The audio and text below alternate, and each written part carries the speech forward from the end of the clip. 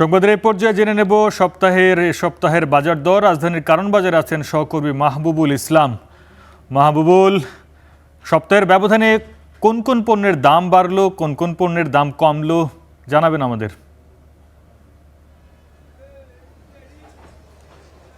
আরিফ, আপনি জানেন যে গতকাল শিলাবৃষ্টি হয়েছে রাজধানী সহ আশেপাশের বেশ কিছু এলাকায়।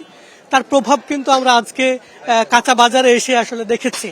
প্রতিটি পণ্যেরই দাম আসলে বেড়েছে, বিশেষ করে কাঁচামালের বেশ কিছু সবজির দাম সেঞ্চুরি পার করে গেছে এবং কিছু পণ্যের দাম কিছুটা কমেছে, সেটা হচ্ছে খুবই দু একটা পণ্য আর কি, কিন্তু অধিকাংশ পণ্যের কাঁচামালের দামই কিন্তু আসলে বেড়েছে।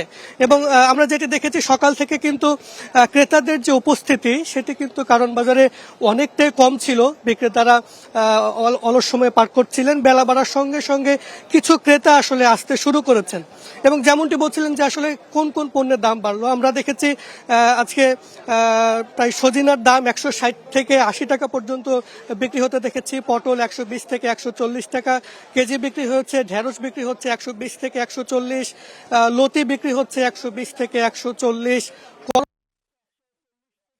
140 থেকে 160 টাকা পর্যন্ত। এবং যেই বেগুনটি গত সপ্তাহেও আমরা দেখেছি যে 60 থেকে 70 টাকা কেজি দরে বিক্রি হয়েছে, সেই বেগুন কিন্তু আজকে বিক্রি হচ্ছে 120 টাকা কেজি দরে।